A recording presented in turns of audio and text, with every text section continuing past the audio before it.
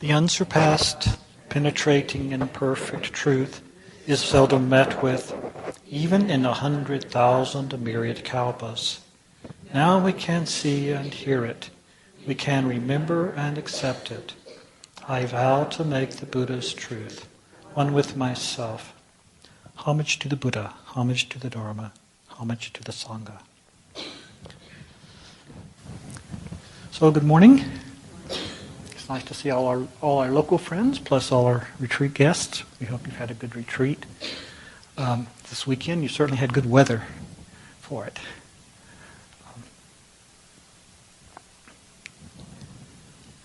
The ceremony we did this morning is celebrating the Buddha's birth. Next month we have another ceremony, which is called Vesak, which celebrates his birth, his enlightenment, and his death, and his teaching all kind of rolled into one. And that's called Vesak. And that's a worldwide celebration in all of Buddhism. This particular one comes out of our East Asian tradition, China, Korea, Japan, perhaps Himalayan countries, I don't know. But it is specifically about his birth.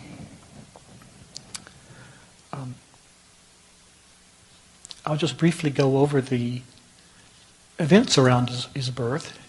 Some of you may already know. I know some of you already know, and the scriptures in the ceremony refer to, some of the incidents, but I'll just go on and go over it for the sake of our retreat guests, so in case you don't know. The Buddha was born in a city-state, essentially in, at that time, India, which was like 16 different countries. There wasn't the nation of India that we think of today. And the name of the place was Kapilavastu. His father was the king or chief. When national boundaries were drawn, Kapilavastu ended up in Nepal, I think, rather than in India. But it's certainly still there, and it's become one of the four main pilgrimage sites in Buddhism in India.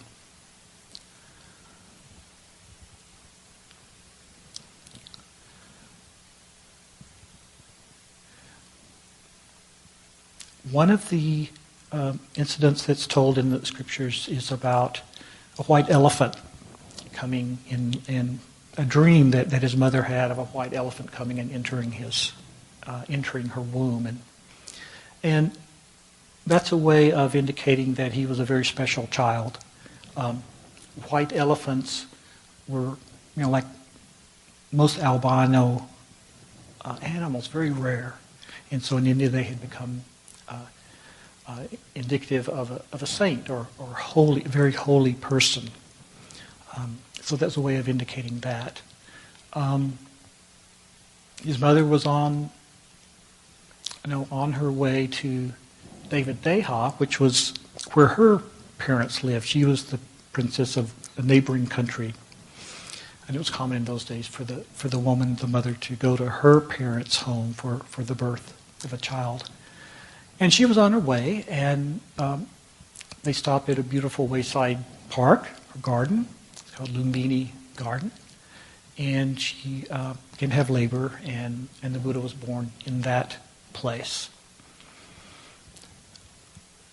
When we have one of these ceremonies, one of the things we try to do is recreate the setting for the events described in the ceremony.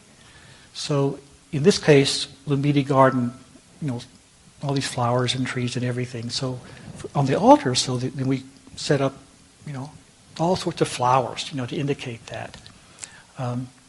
Most of us will probably, I don't know if most, but many of us won't ever make it to India. And I guess in East Asia, most people were not going to get to India. So in the ceremonies, they developed a way of going on a pilgrimage through the year, stopping at the various holy places in the Buddha's life. And this one represents Lumbini, the flowers. That's the baby Buddha, standing there. In Vesak will be a fountain. We'll have water pouring over him.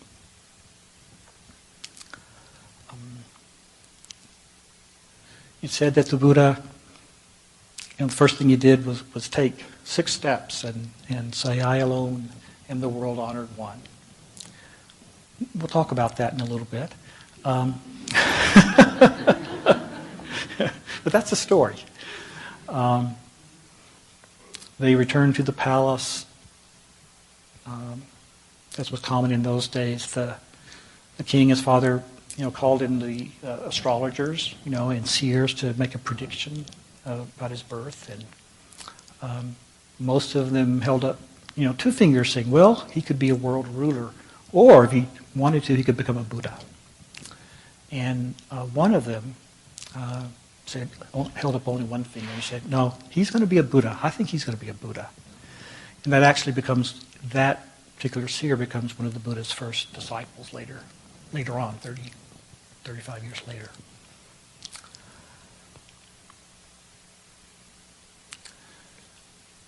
And we really don't hear much more about the life of the Buddha until his adolescence. He was raised as a warrior. He was in the warrior caste. And, was kind of very skilled at everything, archery, swordsmanship, whatever. He was really great. And then we find him a beautiful wife, and he marries and has a son, and then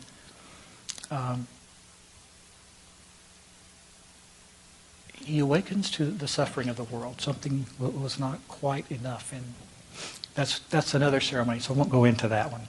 We'll just stick with the birth today. How do we look at stories like this? Do we take them to be literally true? Okay. Are they symbolic? Are they just someone's imagination, kind of trying to fill out some of the gaps in our knowledge? I think there's several different ways of looking at them, and that's what I will talk about today.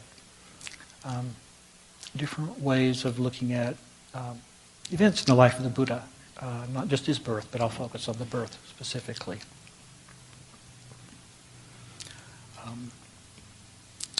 One thing that's kind of a historical aside, the litany that we did this morning, Litany of the Buddha's Birth, that comes from a book-length poem called The Light of Asia by Sir Edwin Arnold.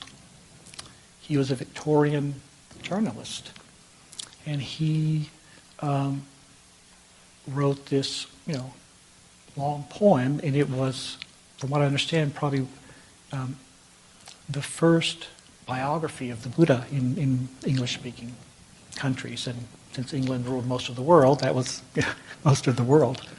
One of the good things that came out of the British occupation of India was that the British were always very curious and very scholarly about places that they adopted into their empire. And so archaeologists started trying to trace the history of India. At the time, in India, people just thought the Buddha was a legend. There was no record, there was hardly any sign of his life at all. In the Hindu tradition, they considered him to be an avatar of Vishnu, some kind of celestial embodiment of one of the Indian gods. But one of the archaeologists kind of got, well, there were several, but they got going on, well, maybe these places do exist. And so they took the Chinese pilgrims' records. A number of the Chinese made pilgrimages to India in the, 7th, 8th, 9th century in order to get the scriptures and bring them back to China. But they wrote, detailed records. And by following these records, they were able to find these various sites that are mentioned in the Buddhist scriptures related to the Buddha's birth. And so now, you can go to India and you can go to the major sites in the Buddha's life. There's all sorts of other places, related that you can go. It's just something that didn't exist 100, 150 years ago. So it's very interesting. But Sir Edwin Arnold was the first who, in a way, made Buddhism known, in the English-speaking countries.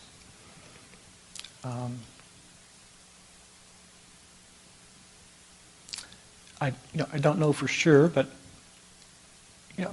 there's a likelihood, perhaps, that this is how Reverend Master Jiu came into knowing about the Buddha.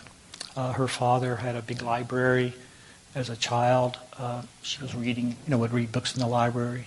He was a Buddhist, and I suspect this was one of the books that was in his library, because she very early on as a child found a connection to Buddhism and considered herself a Buddhist there as a child. So in some ways, Sir Edwin Arnold can be considered an ancestor of ours. Not in our direct lineage, but he was one of the people who helped us be where we are now. And I always, when we use some of his works in our ceremonies, I always think of it with gratitude, because he did something that made possible the transmission of Buddhism to the West, okay? And something very beautiful as well as actually accurate in terms of the teaching. He was actually quite accurate in terms of how he presented the Buddha's life and the teaching of the Buddha.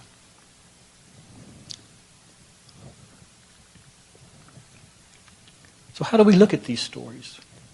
How do we look at sometimes they're called legends? Several ways. The first way is to simply try to suspend judgment and just have an open mind. Okay? Just be open to the possibility of that these things may have happened. That's the mind of meditation. Okay? It's not critical. It's just open. Perhaps, perhaps not. Okay? But don't shut down. Don't shut down any possibilities. Right?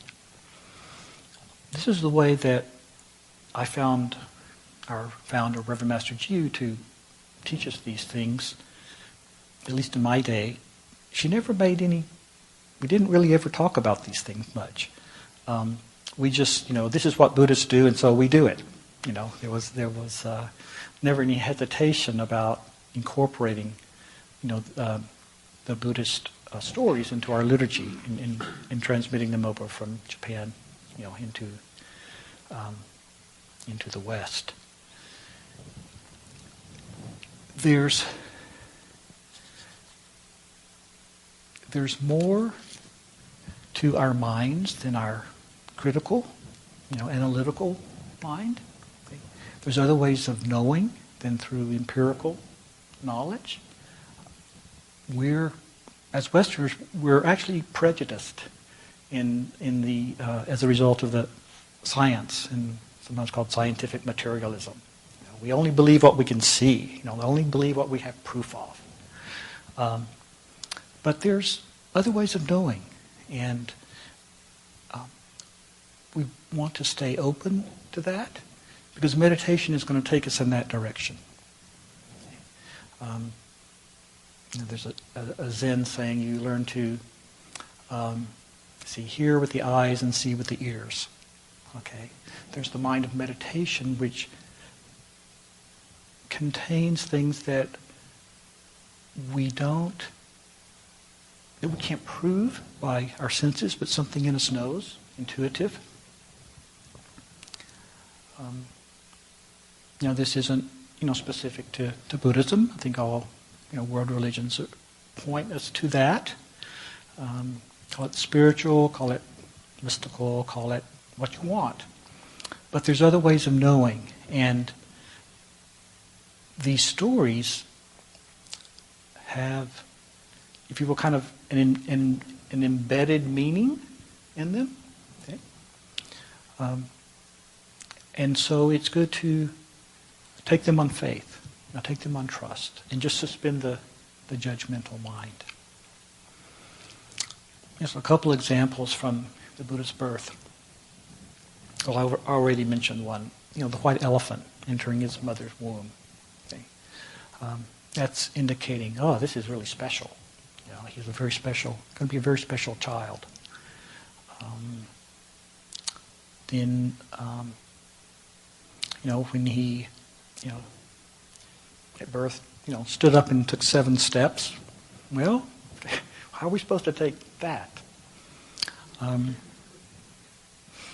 It said that the 7 steps represent the 7 stages of the Buddha's teaching. I don't know what those are, and I haven't been able to find that out yet. I'm sure it's in some book someplace, but I look at it as he was the 7th Buddha. When we do the ancestral line in the morning, and we do the lineage, and we recite all the names of the Buddhas and ancestors, we actually start with Buddhas, okay? And Shakyamuni is the 7th, even before, Shakyamuni is the Buddha of this world, historical, but there's Buddhas before him, okay? And one of the things that's valuable to keep in mind is the Buddha didn't consider himself to have invented something new. Okay? He was rediscovering what was true. Okay? And so he was in a line of succession of Buddhas in other worlds, whatever, but he was the one for this world who rediscovered the truth, and spread it throughout, eventually throughout the world. He also said, he stood up and, like the statue, the little statue, one finger to heaven, one finger to earth, and said, "I alone am the world-honored one. In heaven and earth, I'm the one." That can sound kind of egotistical, I think, for us as modern Westerners. But what that's pointing to is that there was an awareness there that this life was going to be important. Okay, he was going to make the best use of his life, and it would benefit beings. Again, we really don't hear much more about that until he, renounces the world and becomes a Buddha. It's very much. Now, I'll come back to that point, but just hold that. So, these various stories, we just keep an open mind. Okay? There may be something that they're teaching us that, isn't part of the analytical mind or the empirical, critical mind. Maybe something's being expressed or taught us in a way that our empirical scientific minds just can't grasp. Okay? The second way of looking at these stories is to see Shakyamuni's life as a model for our life. He was born. He was a human being. Okay? And like us, he was born with, if you will, born into purity, Buddha nature. And that's one of the things that, this ceremony and others are pointing to, is that we're all born pure. Okay? We're not born into, original sin. We're actually born into original purity. Okay? And the life of the Buddha and the story, the way he's born and things that happen, are pointing to that. And just as it was true for him, it's true for us. We're all born into what one of our monks calls, if I can remember right,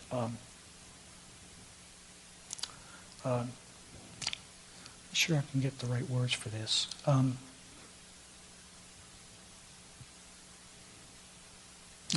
It'll come back to me. But anyway, we're born into a state of non-duality. Okay? The child, at birth, will put anything in its mouth because it doesn't understand the difference between other and self. Okay?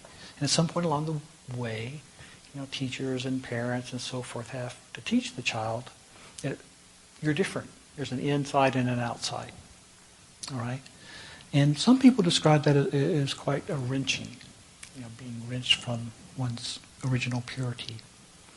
Some people can actually, find that spot in their lives through meditation.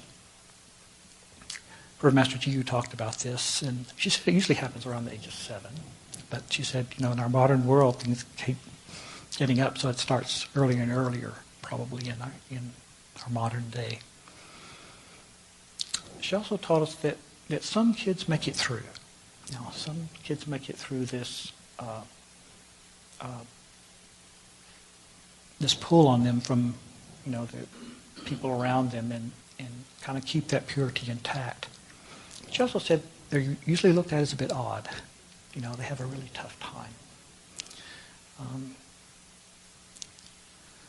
I can remember, I grew up in the South, and there were kids in our school, high school, that were, I think they were Pentecostal. I don't know. I think that was it. They were very quiet. They very rarely participated in class. They certainly didn't, go out for sports. They were just very, very quiet, and there was a purity there. Looking back on it, I can recognize that. They were, somehow or another, they had kind of kept that purity intact, and they were able to withdraw enough into that in the setting that that wasn't disrupted. So for me, at least, that's, in my own life, I can see, proof of that. That some kids make it through. Some kids maintain this, purity. But most of us would get kind of wrenched apart. Okay, and that's just normal. It's not a bad thing. It's just what happens. Okay, in order for us to survive in the world.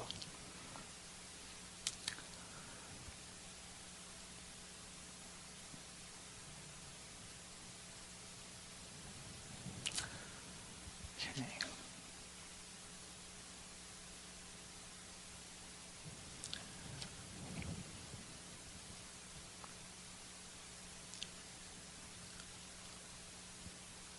The incident with, I'll just take a couple other examples. One is, being born in Meeting Gardens, beautiful place. It said all nature rejoiced. Okay. Likewise, when we're born, the universe rejoices. Okay. We may not feel very happy when we're born. Okay. Usually they, spank us on the behind and get us to cry. But for at least a moment there's a unity with all things. Okay? There's a unity with the universe. And, as I was saying, we usually lose that. And then eventually, again, we come back trying to find that.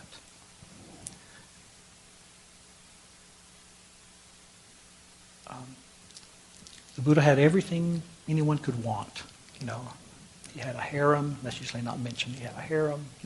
Beautiful women. He had several palaces. He had anything he could want. His parents were actually trying to keep him from seeing the suffering of the world because they wanted him to be a great king. They were like, probably our parents. They had expectations.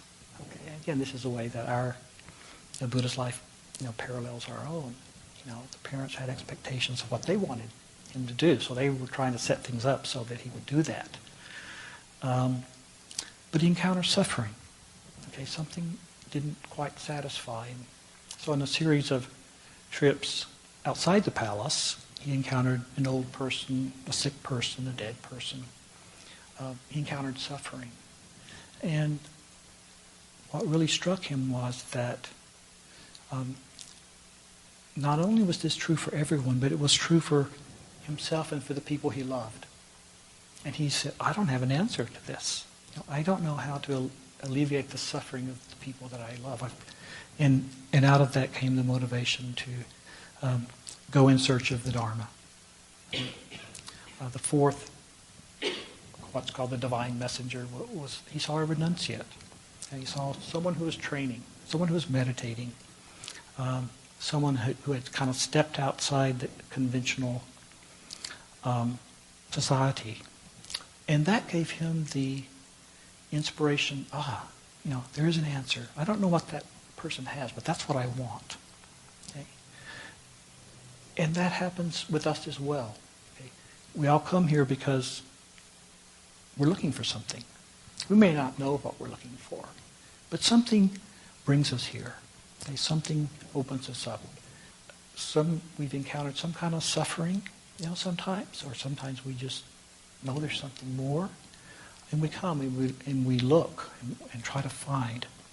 Again, it's a parallel to the life of the Buddha. And like the Buddha, the Buddha had several teachers before he, kind of found the middle way, found the best way to train. And that's like us too.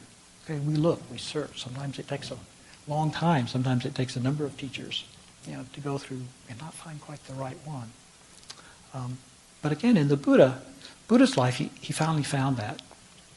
And for him, it was the merit of his life that he could find it within himself. Okay? And we can find it within ourselves too. Okay? He eventually had to become his own teacher, because he couldn't find. He went to the best people he knew and couldn't. He got as far as they did, and they were saying, "Well, why don't you take over? And you know as much as me now, so why don't you take over?" The Buddha said, "No, I don't think this is quite it." So he finds the truth in himself, and that's the same with us. We meditate. We meditate in order to find this truth for ourselves.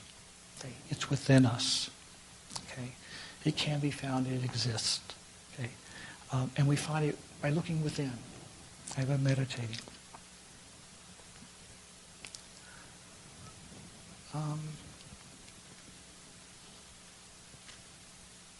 And then we find it along the way.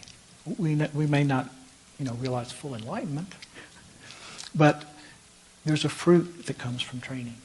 Okay, and that's again kind of parallels the Buddha's life and the Buddha's enlightenment.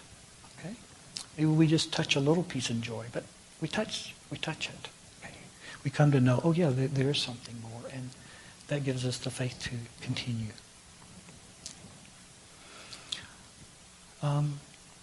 That's the second way of looking at the Buddha's life in these stories, is to see that it's a model for us. It's a teaching, to us. A third way is to just say, well, it doesn't matter. Okay, it really doesn't matter. Because what remains true is what the Buddha taught. Even if all these stories are just legends, even if he had never lived, okay, what he taught was true, and we can prove that truth for ourselves. Okay, in that case, the stories become, they're nice stories.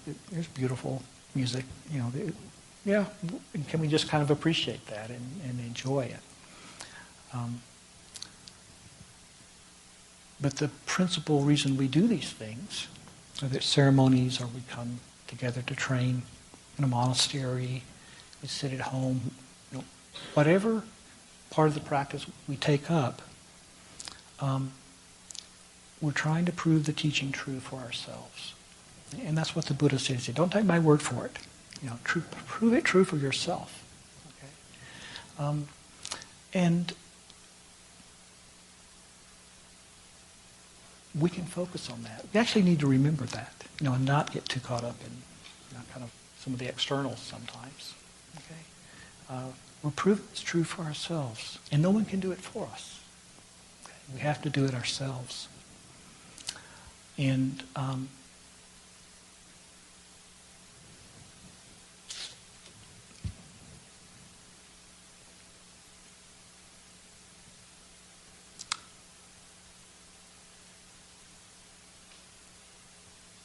one of the really useful things that Reverend Master Jiu taught us was what she called the back burner method.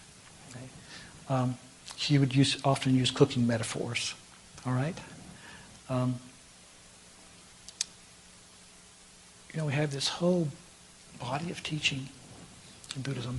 How do we relate to that? How do we go about proving that true for ourselves? And what she taught us is that we start with faith. Okay? We start with trust that there's something here. And we act on that. We act on what we know. And the rest of it we put on the back burner. Okay? Sometimes I think we put it in the deep freeze. But we at least put it on the back burner, and we cook on what we can there on the front burner. All right? And every once in a while we open up the back burner pot and stir it a little bit and see if, okay, are we ready to pull this to the front? No, I don't think so, not quite yet. And sometimes I think there's a lot of kind of backing and forthing. Okay? So we work with what we do know and what we can accept, and then build on that. Although faith and trust is essential in practice, and just sitting looking at a wall is an act of faith. It's an act of trust. Why are we doing that? It seems, what do you get out of looking at a wall?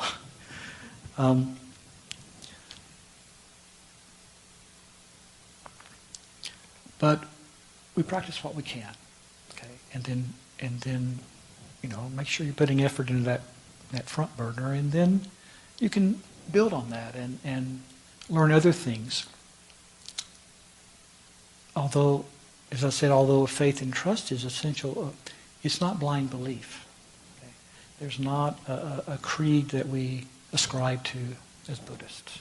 Okay, they're the precepts. We take the precepts because they're helpful, to our training. They show us how to live an enlightened life. At one point, many people formally take the precepts. That's sort of an external commitment to doing the practice. But again, it's not a set of beliefs so much as it's a way to live, as a way to practice.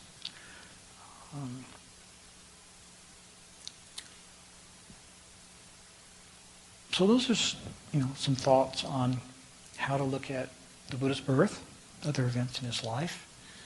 There's a deeper teaching perhaps going on that, that's really teaching our heart. It's teaching in a deeper place. There's a model for our own life, okay? And then it doesn't matter, but the teaching is true, and that's what's important. That's what we pass on. That's what makes our life different.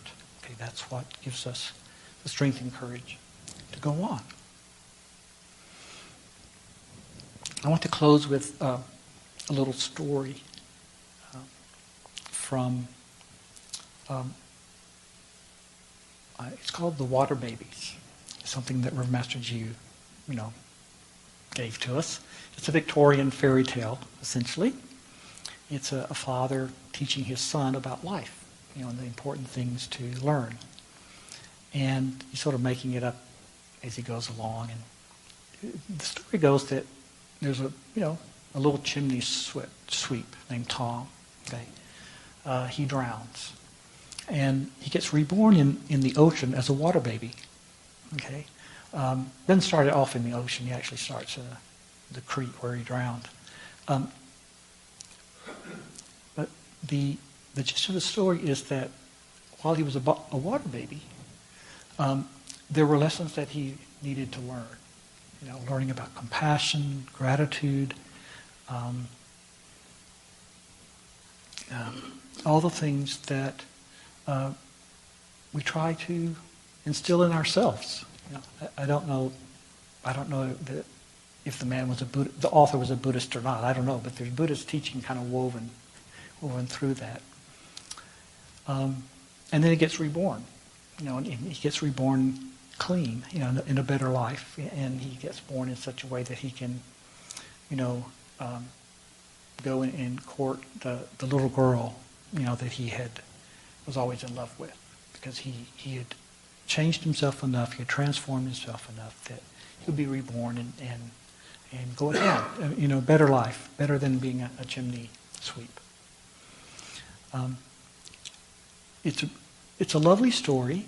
There's a lot of satire in it too. You think it's a children's story, but then the way it's written, there's the father's making fun of quack medicine and various ologies and politics and all these other things. So you kind of so I don't think it's just for kids. But at the end, what he says is that remember that this is all a fairy tale and fun and pretense, and therefore you are not to believe a word of it, even if it is true. So we'll close with that in 3 homages. Homage to all the Buddhas in all worlds. Homage to all of the Bodhisattvas in all worlds. Homage to the scripture of great wisdom.